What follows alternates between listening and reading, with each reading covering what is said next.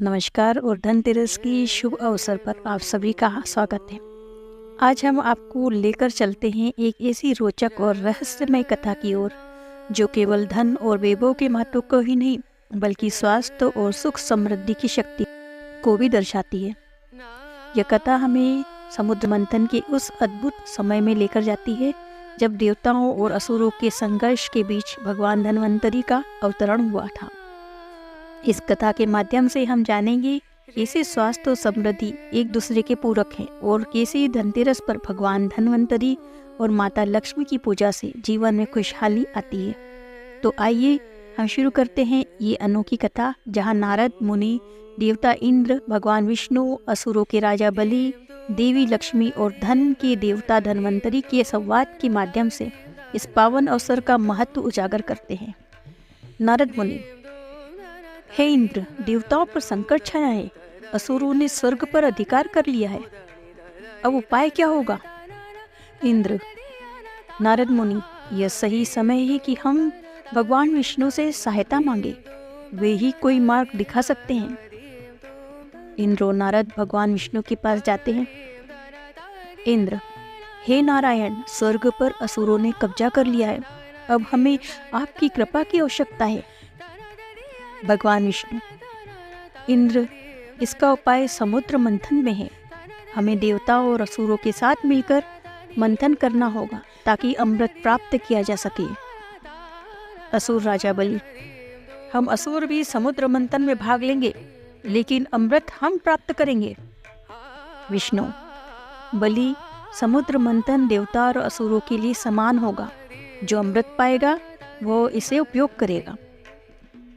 इंद्र: मंदराचल पर्वत को मंथनी बनाएंगे और नागराज वासुकी को रस्सी। अब मंथन आरंभ करें। समुद्र मंथन शुरू होता है। नारद मुनि: देखो देखो, लक्ष्मी प्रकट हो रही है, धन और समृद्धि की देवी। इंद्र: यह तो चमत्कार है, देवी लक्ष्मी हमें आशीर्वाद दे। लक्ष्मी: आप सभी को धन और वैभव का आशीर्वाद है, लेकिन अभी अमृत की प्राप्ति बाकी है। असुर राजा बलि: अमृत का कलश हमें मिलेगा और तब हम देवताओं पर हमेशा के लिए विजय प्राप्त करेंगे। अचानक समुद्र मंथन से भगवान धन्वंतरी अमृत कलश लेकर प्रकट होते हैं। धन्वंतरी: धन्वंतरी, मैं आयुर्वेद के ज्ञान और अमृतों के रस के साथ आया हूँ। जो स्वास्थ्य का सम्मान करेगा वही सच्ची समृद्धि पाएगा। इंद्र: हे धन्वंतरी देव, आपका आगमन हमारे लिए अमूल्य है, आप ही हमारे जीवन और स्वास्थ्य के संरक्षक हैं। धन्वंतरी: समृद्धि का सच्चा आधार है स्वास्थ्य, जो शरीर और मन को स्वस्थ रखेगा वही दीर्घायु और सुख समृद्धि प्राप्त करेगा। नारद मुनि: धनतेरस के दिन भगवान धन्वंतरी की पूजा इसलिए की जाती है ताकि लोग स्वस्थ रहें और दीर्घायु पाएं। असुर राजा बलि: अमृत का स्वामी कौन होगा? विष्णु: यह निर्णय धर्म के अनुसार होगा, जो सच्ची नीयत से इसे पिएगा वही अमर होगा। अमृत का वितरण देवताओं में हो जाता है। इंद्र: असुरों पर हमारी विजय निश्चित है। धन्यवाद भगवान विष्णु और धन्वंतरी। धन्वंतरी: स्मरण रहे, केवल धन ही नहीं बल्कि स्वस्थ जीवन भी सबसे बड़ी संपत्ति है। लक्ष्मी: स्वस्थ और संपन्न जीवन वही है जिसमें दोनों का संतुलन है। धनतेरस का यही संदेश है।